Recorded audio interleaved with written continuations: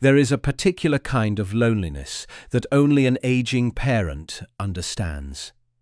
It is not always the loneliness of having no one. Sometimes it is the loneliness of having children, grandchildren, relatives, and old friends, yet still feeling as though no one truly sees you anymore. Your name is still in their phone. Your picture may still be on the wall. You may still be invited to the holiday table. But something has changed. Conversations move around you instead of toward you. Decisions are made without asking what you think. The phone stays quiet for days, sometimes weeks. And when it finally rings, the person on the other end is rushed, distracted, or calling because they need something. You may have spent decades making sure everyone else felt safe, remembered, and loved. You worked when you were tired. You stayed awake when a child was sick. You sacrificed things no one ever knew you wanted. You gave rides, paid bills, fixed problems, cooked meals, kept traditions alive, and carried worries in silence so your children could sleep peacefully. Back then, you were needed every day. Your judgment mattered. Your presence shaped the rhythm of the home.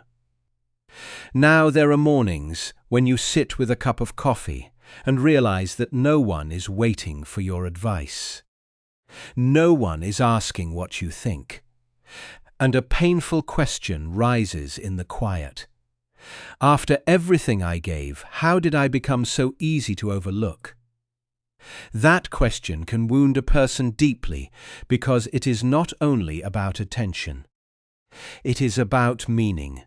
When you have built your identity around being useful, dependable, and available, being ignored can feel like being erased.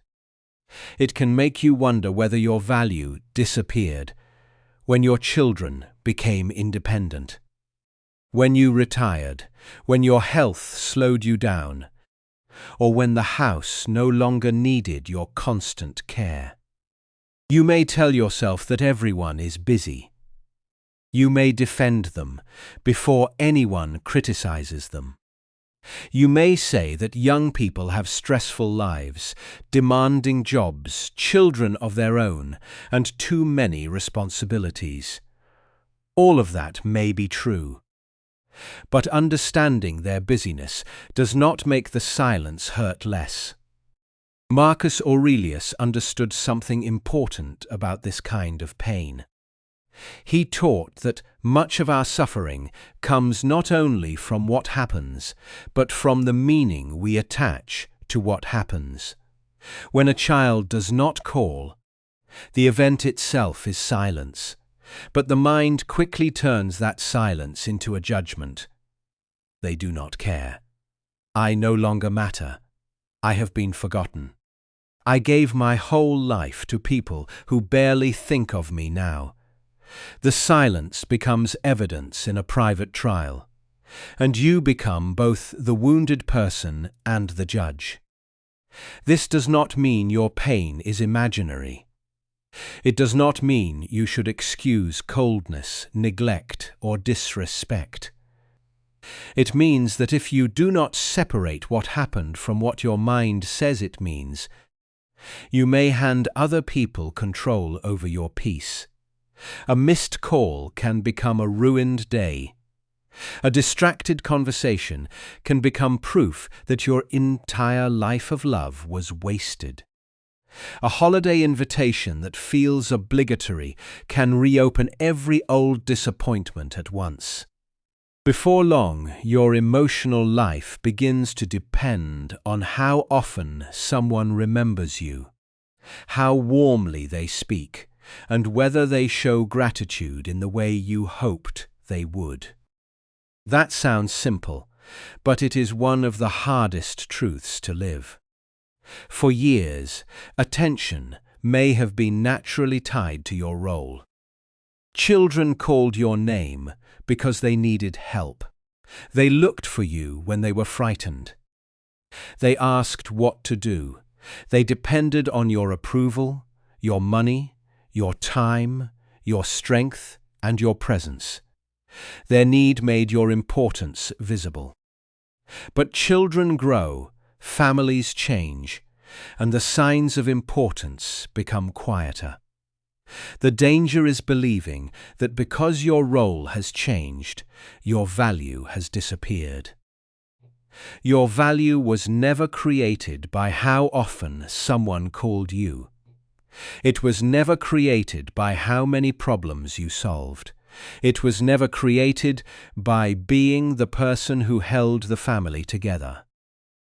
Those things revealed your character, but they did not manufacture your worth. You were worthy before anyone needed you, and you remain worthy when no one is asking anything from you. Resentment often grows from unspoken contracts. You gave love freely, but somewhere inside, a quiet agreement may have formed. I will care for you now, and one day you will remember me. I will make you the center of my life, and when I am older, I will still have a place near the center of yours. Most parents never say this out loud. Many do not even realize they are carrying it. But when adult children live differently, call less often, move far away, or seem emotionally unavailable, the broken contract becomes a source of deep grief. You may notice this most clearly during family gatherings. Everyone arrives carrying their own concerns. The younger people talk about work, school, travel, technology, plans, and problems. You listen. You ask questions. You try to keep up. But when you begin to speak about something important to you, the conversation changes. Someone interrupts. Someone looks away. A grandchild checks a screen. An adult child gives you a quick answer before turning back to someone else. You are physically present, yet emotionally absent from the room. Moments like these can make you withdraw. You may decide it is safer to say less. You may sit quietly, not because you have nothing to contribute, but because being ignored while speaking hurts more than remaining silent. Over time, the family may begin to describe you as quiet, distant, or difficult to engage. They may not realize that your silence is not emptiness, it is protection. But protection can become a prison. When you stop speaking because others do not listen well, you may slowly abandon your own voice. When you avoid reaching out because you fear rejection, you may create more of the isolation you dread. When you refuse invitations because you do not feel valued, you may later feel hurt that no one sees you. None of this means the situation is your fault. It means your response still matters. Stoicism begins at the point where you recognize what belongs to you and what does not. You cannot control whether your adult child becomes more thoughtful. You cannot control how often the grandchildren visit. You cannot force someone to slow down and understand what aging feels like. You cannot make another person express gratitude. You cannot return your family to an earlier time when your role was clearer and your presence was central. But you can decide whether their limitations will turn you bitter. You can decide whether you will spend the later years of your life waiting for people to become who you needed them to be. This is not surrender. It is emotional realism. There is a difference between giving up on love and giving up the demand that love must arrive in one specific form.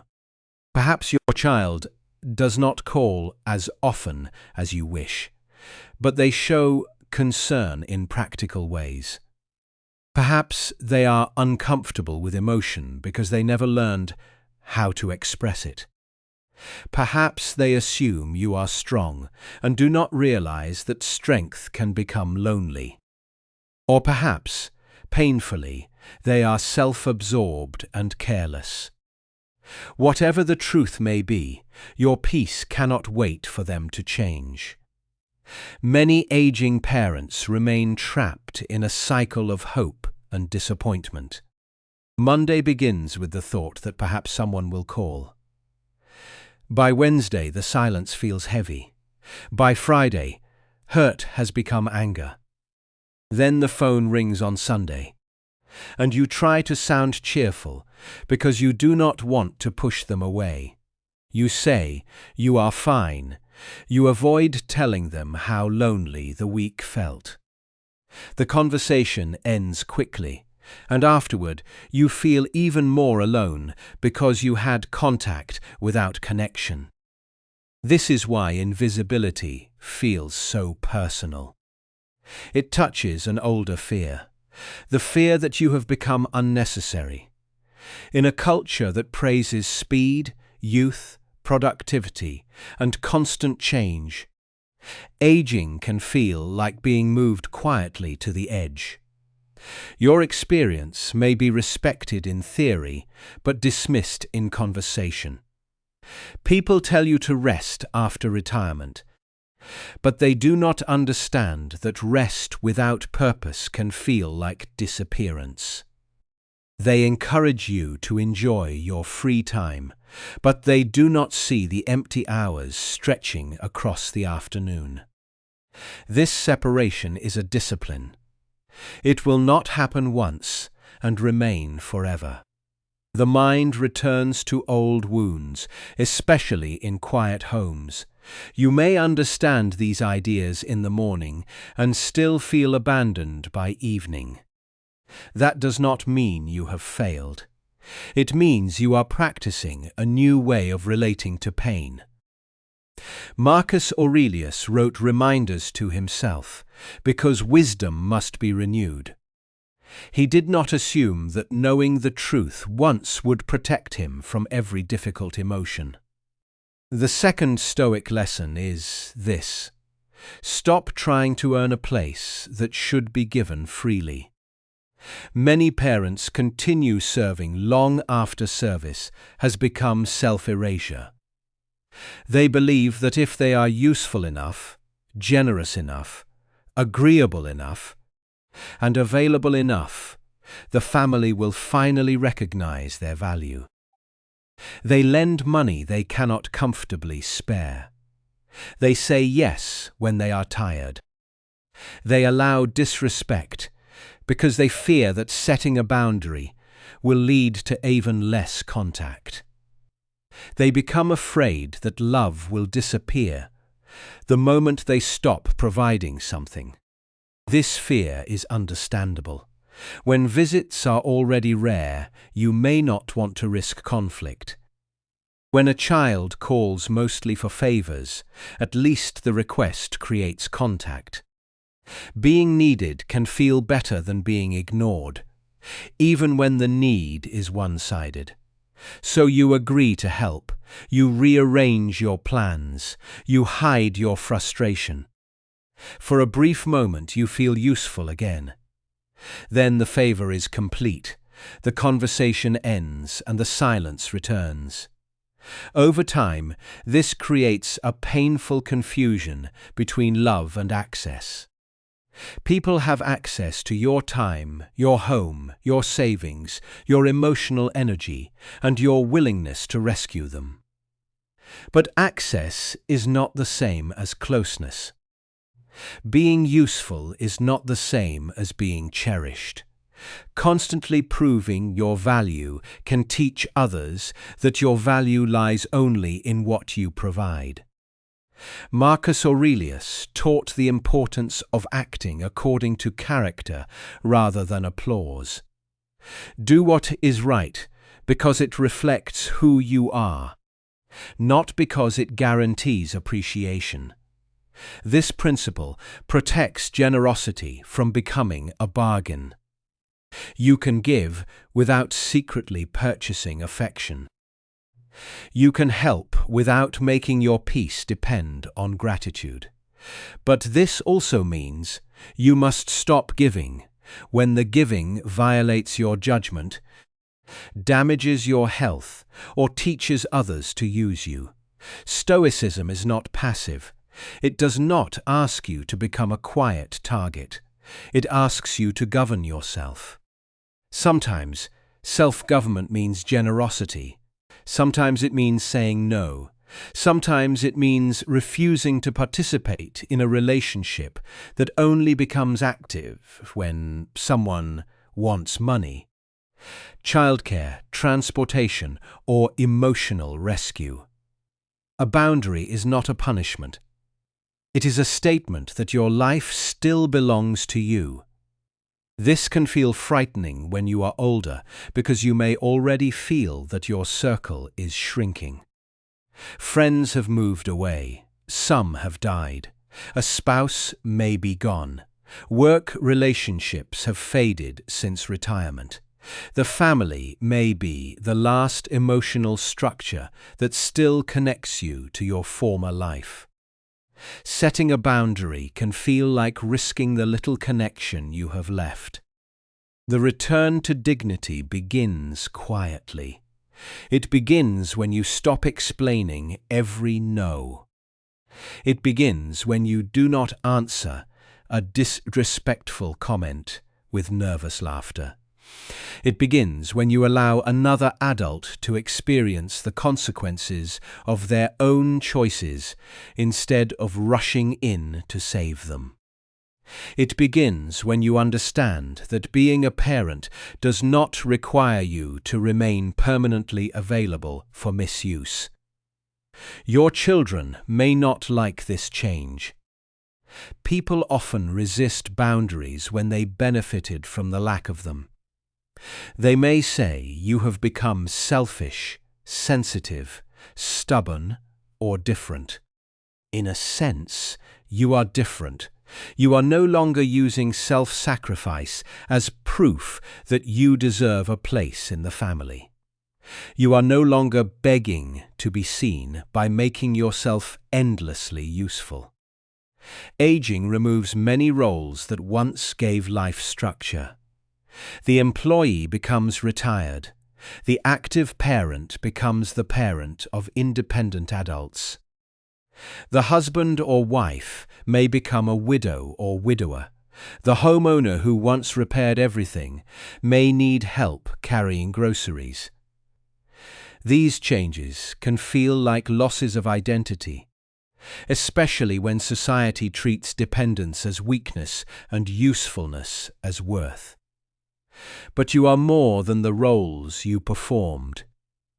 You are not only a mother, father, worker, spouse, provider, fixer, driver, cook, caretaker, or source of advice. Those roles were chapters of your life. They were not the whole book. The later years ask a difficult question. Who are you when no one is asking you to perform? At first, the answer may be uncomfortable. You may realize how little attention you have given to your inner life.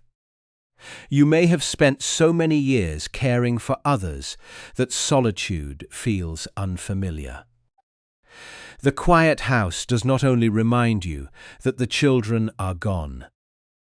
It introduces you to a person you may have postponed meeting. Yourself. That meeting can become one of the most important experiences of aging. Not because it will erase loneliness, but because it can end the belief that you are nothing without an audience.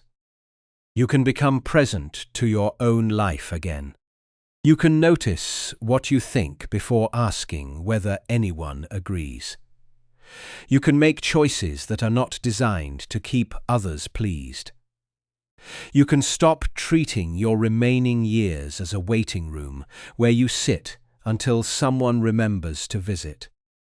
There is still life in the quiet morning. There is still dignity in preparing a meal for yourself with care. There is still meaning in taking a walk when no one is waiting for you to return. There is still value in reading, learning, tending a garden, calling an old friend, helping someone in a way that does not empty you, or simply sitting near a window and allowing the day to be enough. The first two lessons, then, are not about becoming detached from your family. They are about ending your dependence on their attention as proof of your worth, and ending the habit of earning love through endless usefulness. These shifts may feel painful because they require you to release an old identity. But they also open the door to something many aging parents have not felt in years: the calm strength of belonging to yourself. The remaining lessons go deeper. They deal with expectations, resentment, and the difficult truth that some relationships may never become what you hoped they would be. They also reveal how to love your children without chasing them, how to speak honestly without begging, and how to face the quiet without allowing it to turn into bitterness. Because the goal is not to stop caring. The goal is to care without abandoning yourself. The goal is not to become cold. It is to become steady. The goal is not to punish those who overlook you. It is to stop overlooking your own life. The third Stoic lesson is this: do not confuse love with expectation. Aging parents often carry expectations that were formed over decades. You may expect your children to remember your birthday without being reminded. You may expect them to call after a medical appointment. You may expect them to notice when your voice sounds tired. You may expect holidays to matter to them the way they matter to you. You may expect that after all the years you showed up for them, they will naturally show up for you. None of these expectations are unreasonable. In a caring family, many of them should happen. The problem is not that you desire these things. The problem begins when your entire emotional state depends on receiving them. Then, each disappointment becomes more than a disappointment. It becomes a statement about your worth, their character, and the meaning of your whole life. You may spend days preparing for a family visit. You clean the house more carefully than necessary. You buy food everyone used to enjoy. You take out old dishes that have not been used in months. You imagine the sound of conversation filling the rooms again. Then the visit is shortened because someone has another commitment. They arrive late, stay distracted, eat quickly, and leave earlier than you hoped. The door closes and the house becomes silent again. The pain afterward is not only about the short visit. It is about the difference between what happened and what you imagined. In your mind, the afternoon carried warmth, memory, attention, and belonging. In reality, people were rushed, tired, and half present. The larger the distance between expectation and reality, the deeper the hurt. Marcus Aurelius returned again and again to the discipline of seeing things as they are. Not worse than they are, not better than they are, not as they should be, as they are. This is one of the hardest disciplines for a parent because love naturally remembers potential. You remember the child your son once was. You remember your daughter reaching for your hand. You remember the closeness that once existed, and you keep expecting the adult relationship to carry the same warmth. But people change. Their lives become crowded. Their priorities shift.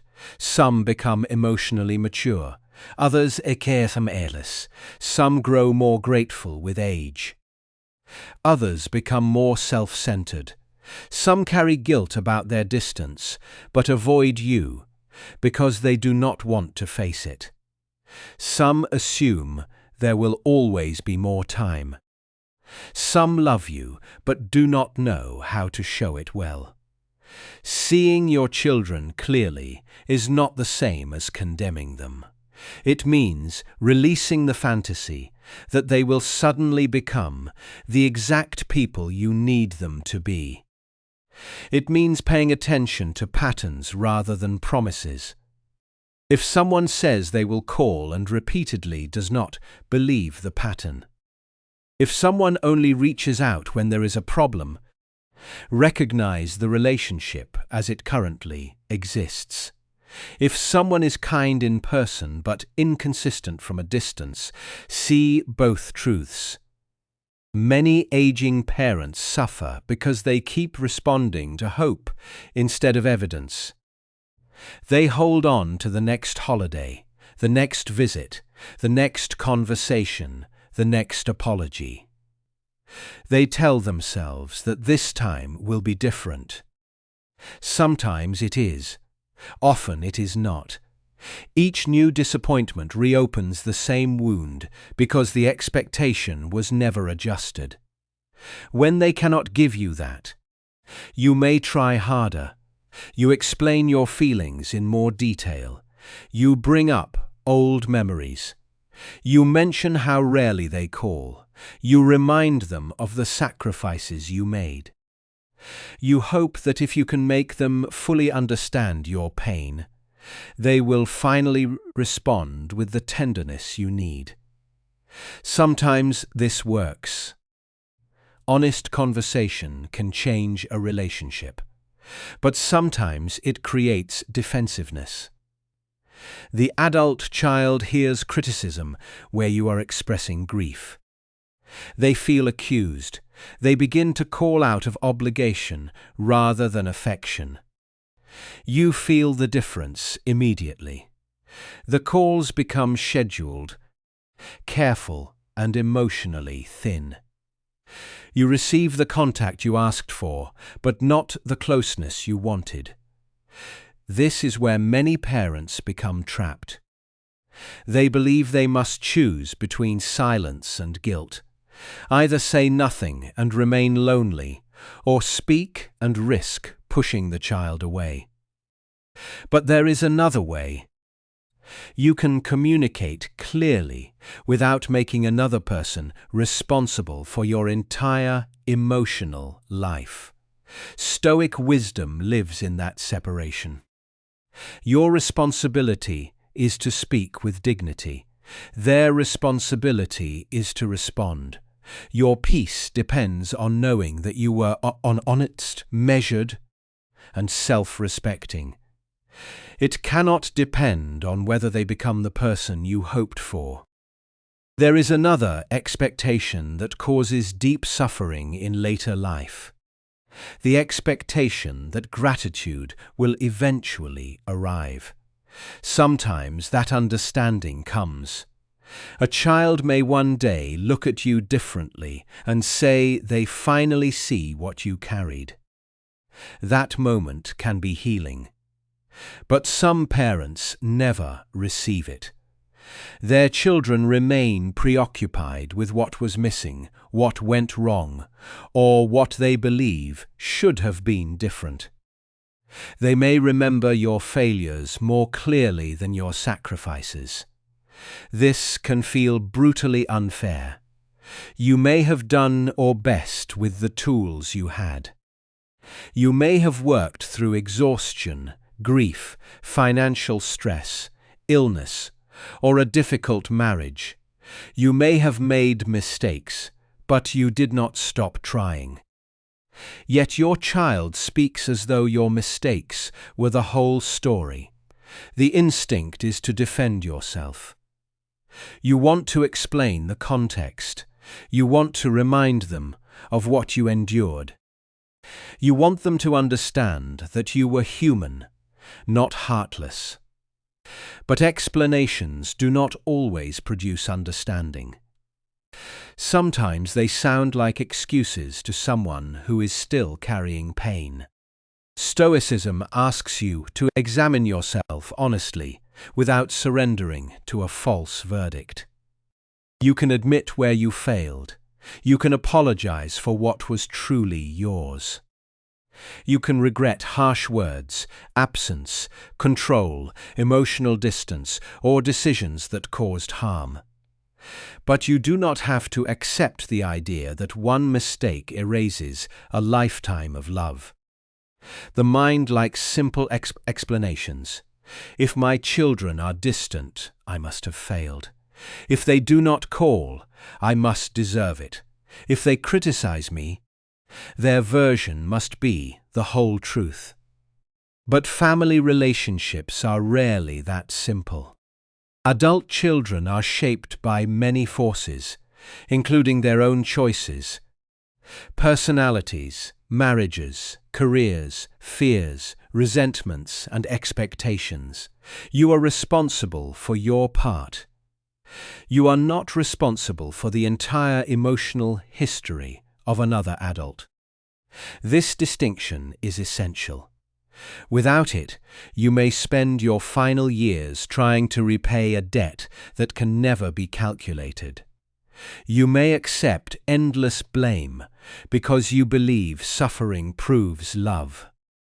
The fourth Stoic lesson is this: resentment punishes the person who carries it more than the person who caused it. Resentment can feel like protection. It tells you that your anger keeps the truth alive. It says that if you let go, you are excusing what happened. It says that bitterness is evidence that you still respect yourself. But resentment does not stay contained. It spreads into mornings, meals, sleep, health, and memory. The person who hurt you may be living their life, while you continue replaying the offense. You may sit alone and rehearse conversations that never happened. You imagine telling your children exactly how much they hurt you. In your mind, they finally understand. They become silent. They apologize. They admit that you were right. For a few moments, the fantasy gives relief. Then the room is quiet again, and nothing has changed. Resentment survives through repetition. The mind returns to the same injuries because it hopes repetition will produce resolution. But no new answer comes. The past remains fixed. The apology may never arrive. The recognition may never come. Meanwhile, the present is sacrificed to an event that no longer exists outside memory. This does not mean you should forget. It does not mean you should trust someone who has repeatedly betrayed you. Letting go is not the same as reopening the door. You can release resentment and still maintain distance. You can forgive internally and still refuse disrespect. You can stop carrying anger without pretending the relationship is safe. Forgiveness is often misunderstood as reconciliation. Reconciliation requires two people. It requires honesty, accountability, and changed behavior. Forgiveness can happen within one person. It is the decision to stop allowing an old wound to occupy every room in your inner life. Perhaps your child disappeared during a time when you desperately needed help. Maybe they were absent during an illness after the death of your spouse, or during a financial crisis. Perhaps they left you sitting alone in a hospital room while sending a brief message that they were too busy to come. These moments do not become small simply because time passes. They can change the way you see the relationship. That last sentence matters. Every day that remains. When you are older, time no longer feels unlimited. You understand in a way younger people often do not, that years can pass quietly. You know that a decade can disappear between a few birthdays, a few medical appointments, and a few family photographs. How much of your remaining life do you want to give to resentment? This is not a question meant to pressure you. It is meant to return power to you. The past has already taken something. Do not allow it to take the present as well. Resentment also creates a subtle form of dependence. You may think you have emotionally separated from the person who hurt you. But if your mood still rises and falls according to their behavior, they still occupy the center of your life. You may not speak to them, yet you think about them every day. You may have blocked their number, yet you imagine what they are saying about you. You may refuse to attend gatherings, yet spend the holiday wondering whether anyone misses you. The opposite of resentment is not affection. It is freedom. Freedom is when their behavior no longer determines the atmosphere inside you. They may remain careless. They may never apologize. They may continue telling a story in which they are innocent and you are at fault. Freedom is no longer needing to enter that courtroom. Marcus Aurelius taught that other people act according to their understanding, their impulses, and their character. This does not excuse wrongdoing. It explains why expecting perfect fairness from imperfect people guarantees suffering. Some people do not see the harm they cause. Some see it and avoid responsibility. Some justify themselves so completely that no argument reaches them. You do not have enough years left to spend them proving your reality to someone committed to misunderstanding you. That sentence may sound severe, but it contains mercy. You are allowed to stop explaining. You are allowed to stop presenting evidence. You are allowed to stop begging someone to admit what you already know happened. Your peace does not require their agreement. There is a particular pain when the person who dismisses your feelings is your own child. You remember teaching them honesty, kindness, and respect. You cannot understand how they now speak to you with impatience or indifference. You may ask yourself where you went wrong. But children are not finished products created by parents. They become adults with freedom, flaws, and responsibility. You influenced them, but you did not control every outcome. At some point, their behavior became their own. Accepting this can be both painful and liberating. It means you cannot take full credit for everything good in them, and you do not have to take full blame for everything painful. They are not simply an extension of you. They are separate adults. Their choices reveal them. The fifth Stoic lesson begins here. Build a life that is not organized around being remembered. This is perhaps the deepest lesson because it asks you to release the position of waiting. Many aging parents spend their days waiting without calling it waiting. Waiting for a visit, waiting for a holiday, waiting for a reply, waiting for someone to notice they sounded low. Waiting for the family to become close again, waiting for life to feel important. Waiting creates passivity. It puts your life on hold. You may avoid making plans because your child might call. You may stay home in case someone stops by. You may refuse new friendships because they do not feel as meaningful as family. You may compare every new connection with the closeness you once had and decide it is not worth the effort. But a life built around waiting becomes smaller each year. The world narrows to a phone, a calendar, and a few familiar memories. The less you engage, the more invisible you feel. The more invisible you feel, the more you withdraw. Soon, loneliness becomes both the wound and the habit. This cycle is not broken by pretending family does not matter. Family does matter. Your children may remain deeply important to you. But they cannot be the only doorway through which meaning enters your life.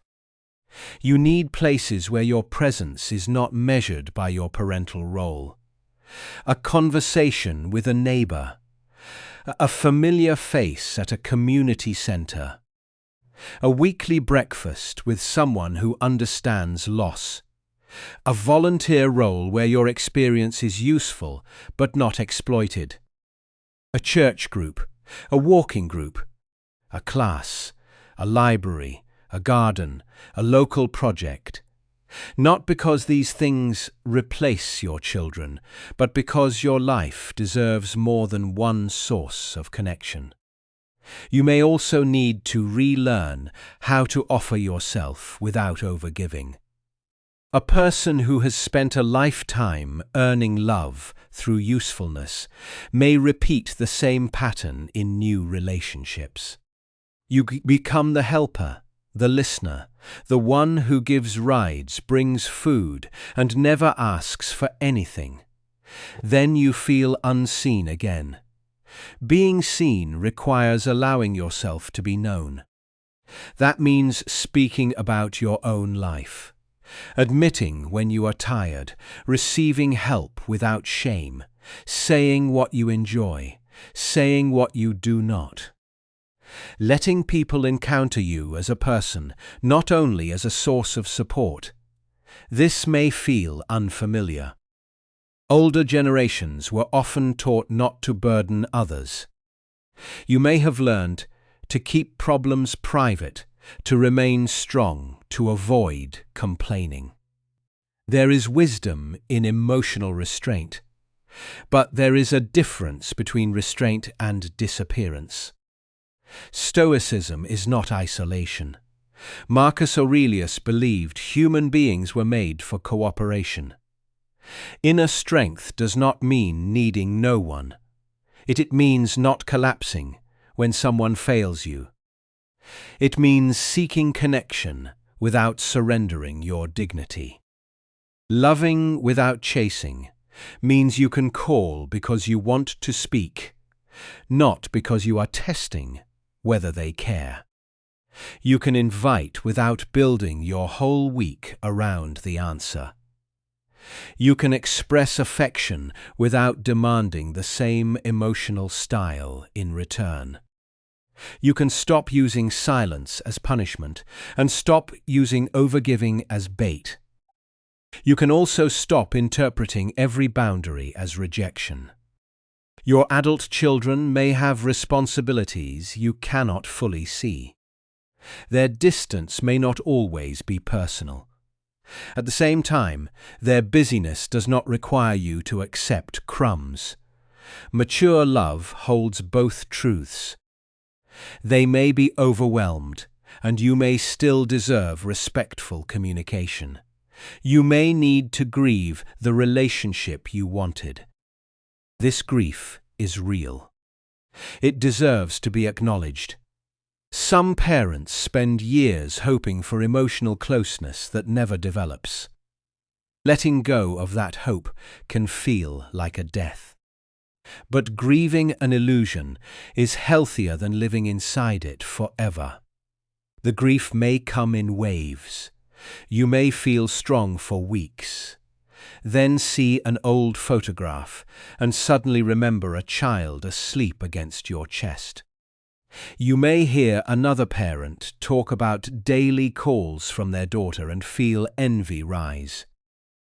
You may attend a family event and notice the warmth between others, then return home with a heaviness you cannot explain. Do not shame yourself for these moments. Comparison awakens grief. Memory awakens longing. The Stoic practice is not to prevent the feeling. It is to meet it without building a permanent home inside it. There is strength in refusing false hope, but there is also strength in remaining open to change. Your child may mature. Time may soften old conflict. Illness, parenthood, loss, or age may awaken understanding in them. But you do not have to wait in emotional suspension for that day. Let change be welcome if it comes. Do not make it the condition for your peace. The later years of life are too valuable to be spent in constant emotional negotiation. You have already carried so much. You have survived losses. Younger people have not yet imagined. You have watched seasons of life end without permission. You have adapted to changes you once believed impossible. The same strength that carried you through those changes can carry you through this one. Not by making you hard, but by making you clear.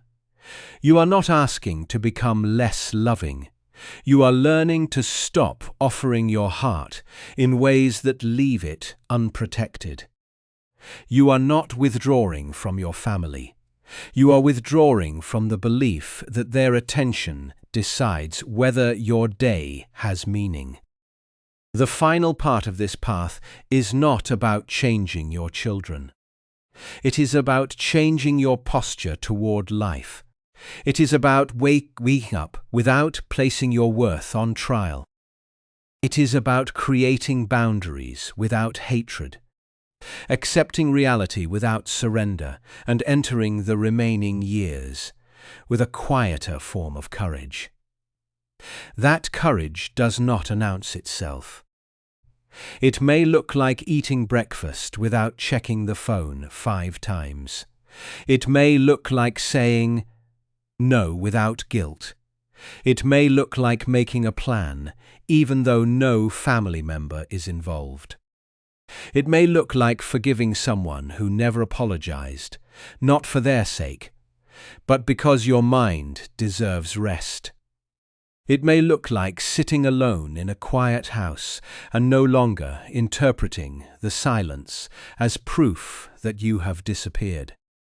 You are still here. And the final question is not whether everyone else remembers that. The final question is whether you do. Remembering yourself begins with a quiet decision. You will no longer wait for other people to confirm that your life still matters. This does not mean you stop loving your children. It does not mean you become distant, bitter, or proud.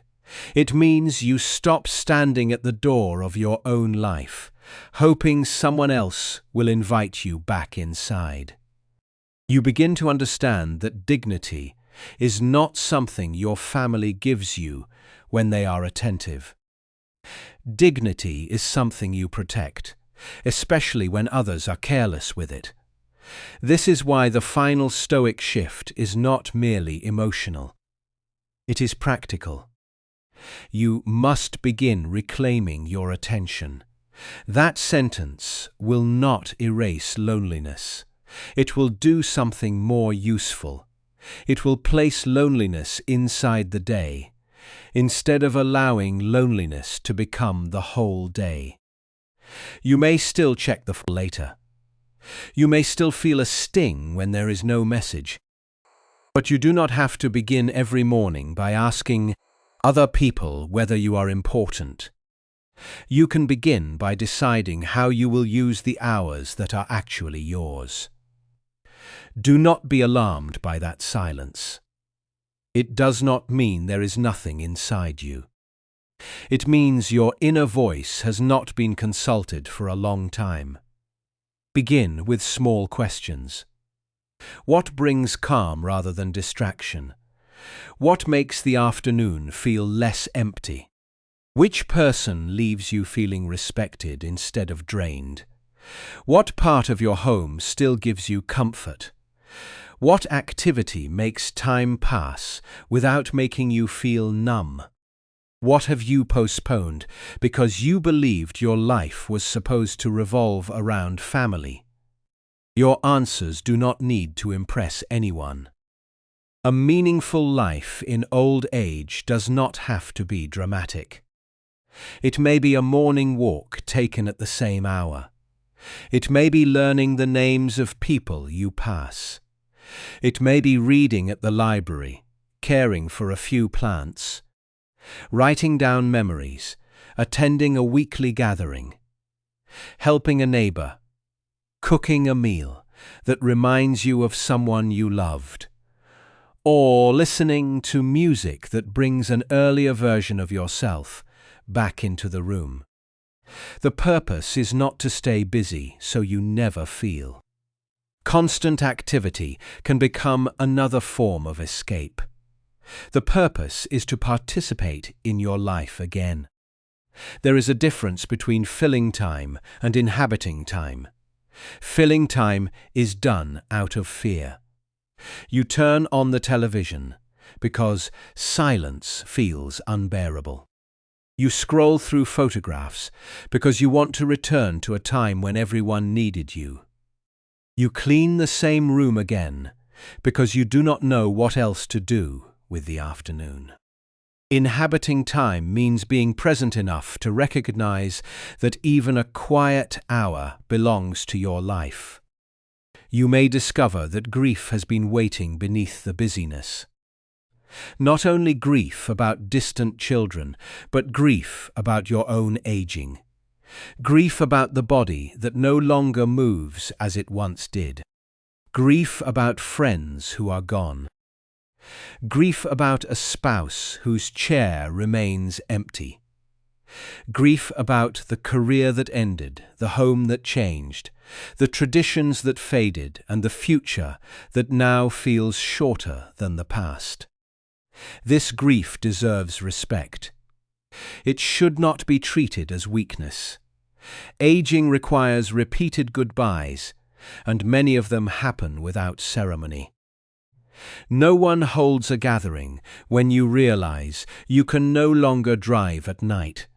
No one sends flowers when you understand that your children no longer need your advice. No one marks the day when you stop feeling like the center of the family and begin feeling like a guest. These losses are real, even when no one else sees them. One way to do this is to stop asking the past to return in its old form. The family may never gather the way it once did. Your children may never become as attentive as you hoped.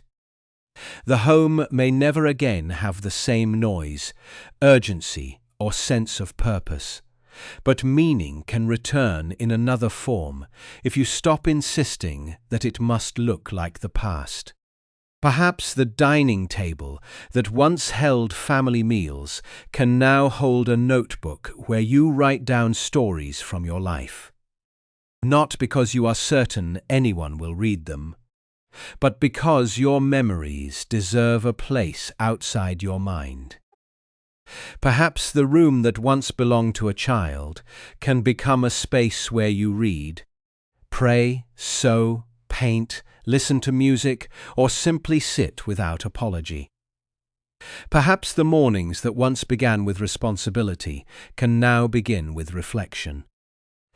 This is not a lesser life. It is a different life. The world often speaks about aging as decline because it measures life through speed, income, physical strength, and public importance. But the Stoic view measures life by character. Can you meet disappointment without becoming cruel? Can you remain generous without becoming easy to use? Can you face loneliness without deciding you are worthless?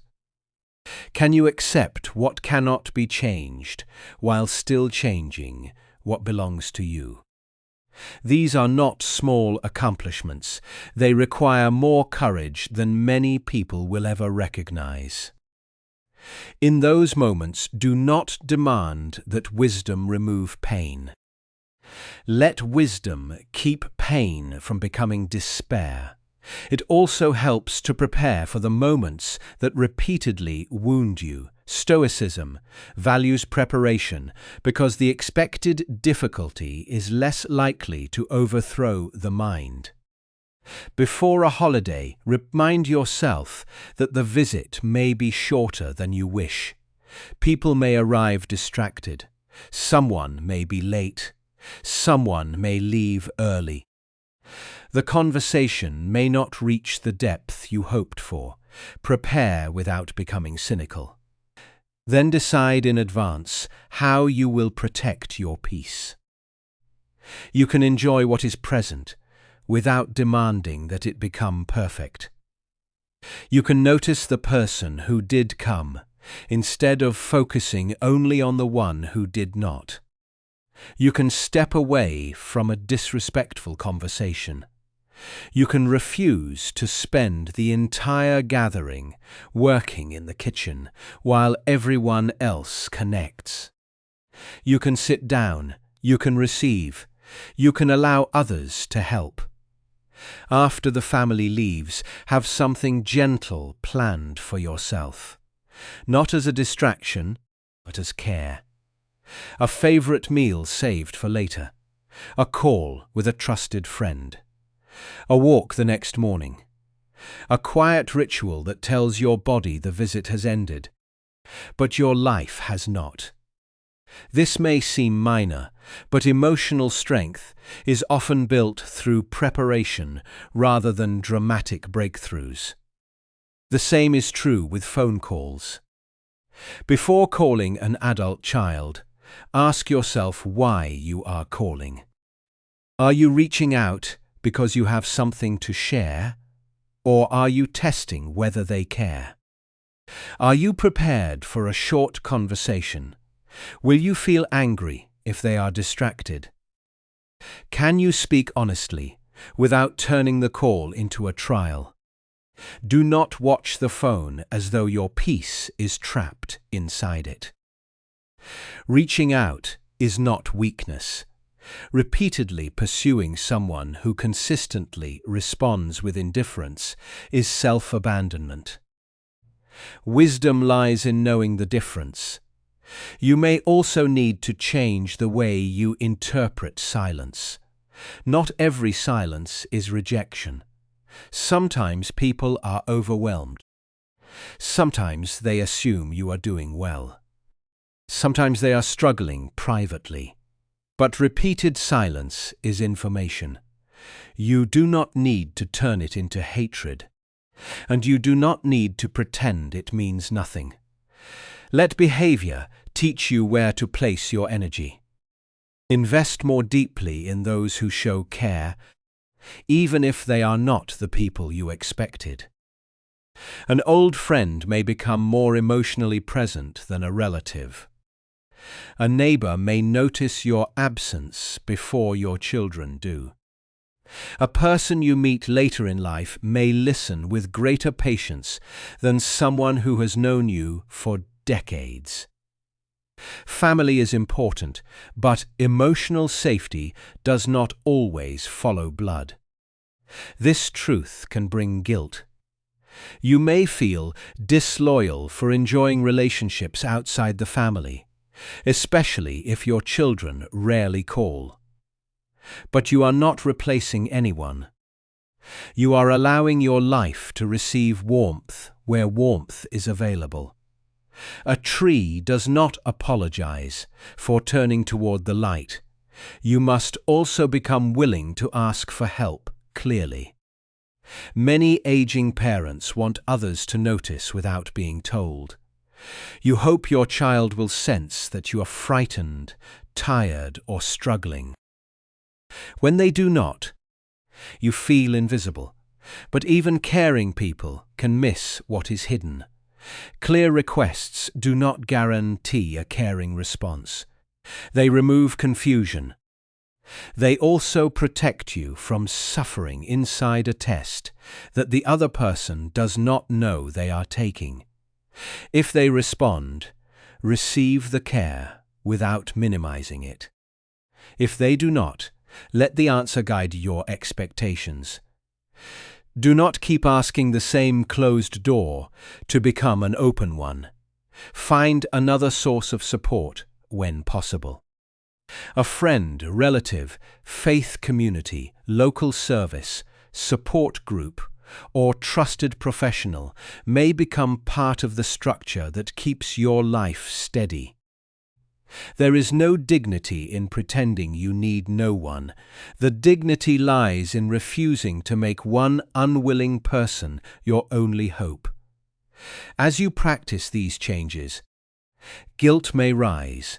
You may feel guilty for saying no, guilty for spending money on yourself, guilty for not answering immediately, guilty for enjoying a holiday somewhere else, guilty for no longer rescuing an adult child from every problem. Remember that guilt does not always mean you are doing something wrong. Sometimes guilt is simply the feeling that appears when you stop performing an old role. The first time you set a boundary, your body may interpret it as danger. You may replay the conversation afterward. You may worry that you were too harsh, even if you spoke calmly.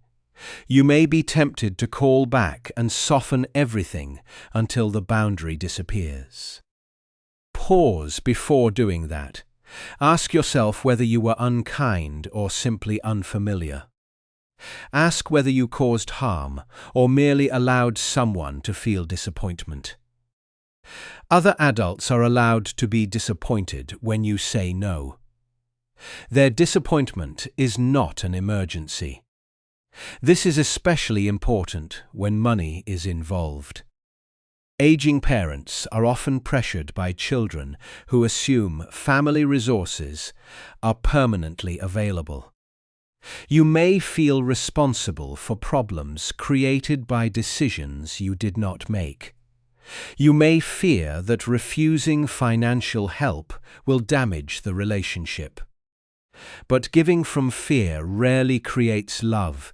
It creates dependency, resentment, and confusion. Help only when the help is wise, sustainable, and freely chosen. Do not risk your housing, medical care, or basic security to purchase closeness.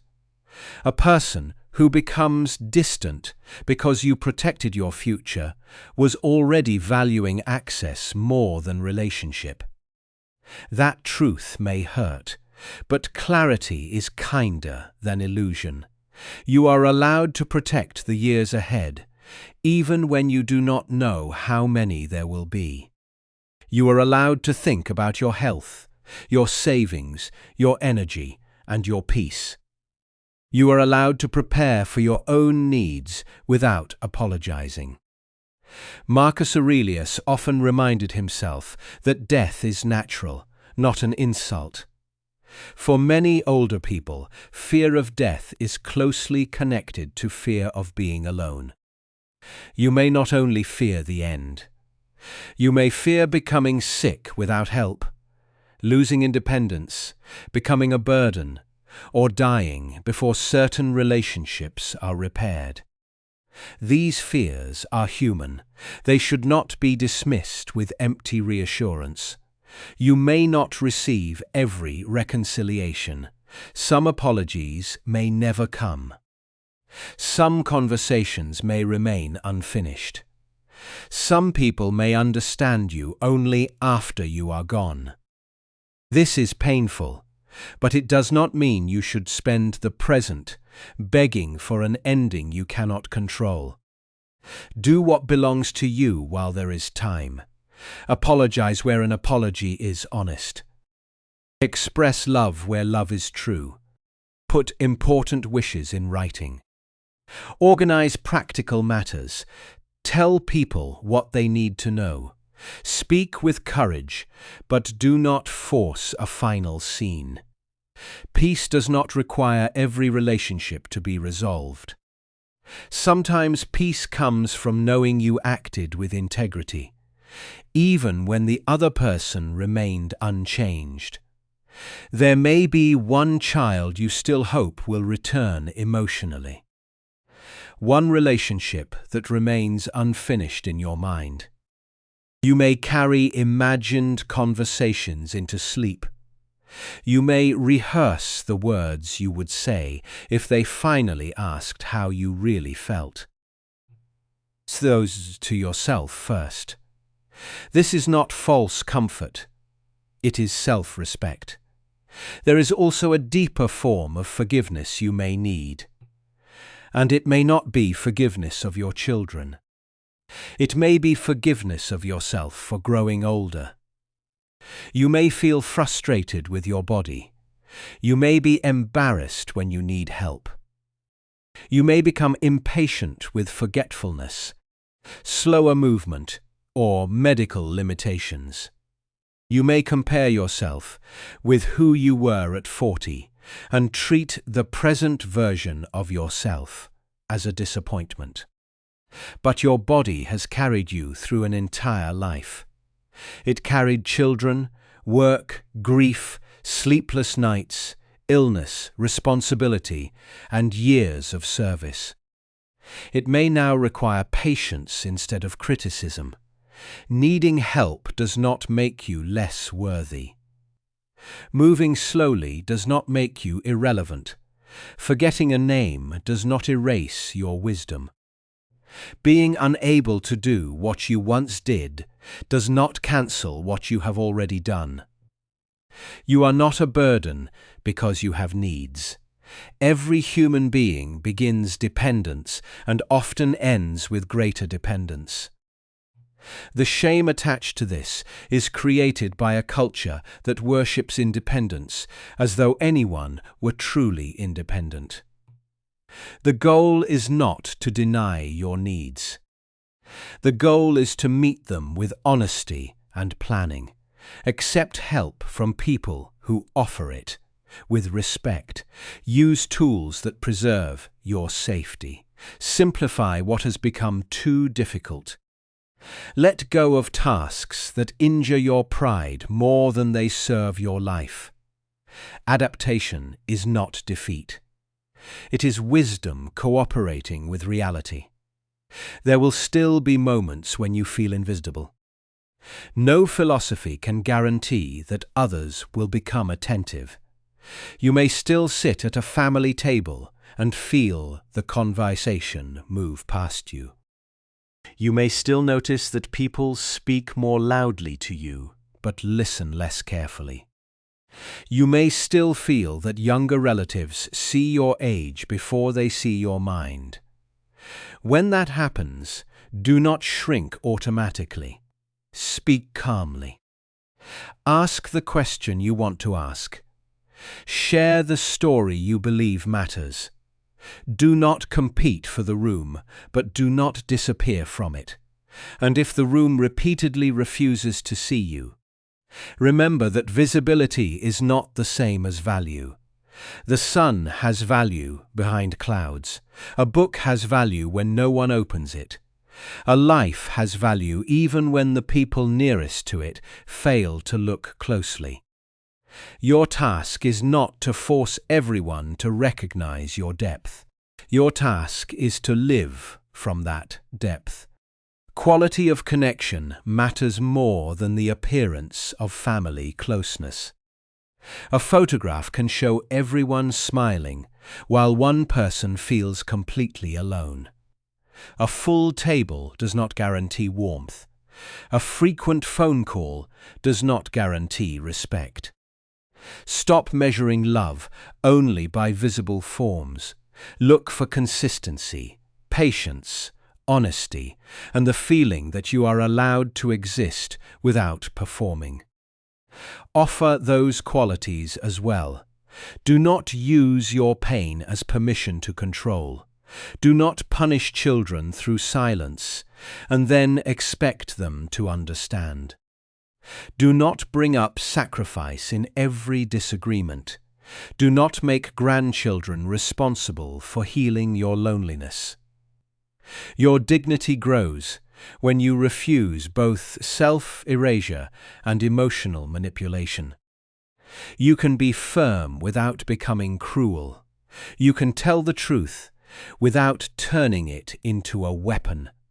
You can remain loving without accepting mistreatment. That balance is the heart of mature strength. As the years pass, you may notice something surprising. The less you chase attention, the clearer your relationships become. Some people may step closer because pressure has been removed. Others may drift further because the relationship depended on your overgiving. Both outcomes provide truth. Truth may not always be comforting, but it is stable. You can build a peaceful life on truth. You cannot build one on constant guessing. So let the phone ring when it rings. Answer when it is healthy to answer. Call when you genuinely wish to connect. Give when giving is wise. Say no when no protects what matters. Apologize without groveling. Forgive without reopening every door. Love without abandoning yourself. And when the house becomes quiet, do not assume the quiet is empty. Sit for a moment. Notice that you are breathing. Notice that you have survived every day that once frightened you. Notice that the person sitting in that room has carried a family, endured disappointment, adapted to loss, and remained capable of love. That person deserves your attention too. None of these lessons asks you to stop caring about your children. They ask you to care in a way that does not destroy you. Perhaps your children will become more thoughtful. Perhaps time will soften them. Perhaps a future conversation will bring the understanding you have long wanted. Welcome that possibility without building your peace upon it. Your life is happening now. Not when someone calls, not when someone apologizes, not when the family finally understands. Now, there is still dignity available to you. There is still usefulness that does not require self-sacrifice. There is still companionship that may come from unexpected places. There is still beauty in ordinary mornings. There is still wisdom to give, but you no longer have to force anyone to receive it. And there is still a self beneath all the roles you performed. Meet that self with kindness. Protect it with boundaries. Guide it with reason. Allow it to grieve. Allow it to rest. Allow it to enjoy what remains without feeling guilty that others are not present to witness it. You were a parent, and you still are. But you are also a complete human being whose life did not end when the children stopped needing you in the same way. You are not invisible because someone failed to look. You are not forgotten because the phone stayed quiet. You are not without purpose because your old role changed. You are still here, and while you are here, your life remains worthy of attention, especially your own. If this kind of quiet wisdom speaks to where you are in life, you may choose to subscribe and return for more reflections on dignity, loneliness, family, and peace in the later years. For now, let this be enough. You do not have to chase love today. You do not have to prove your value today. You do not have to solve every relationship today. You only have to meet this day with steadiness. Protect what is still good within you. And remember that being overlooked by others is not the same as being without worth.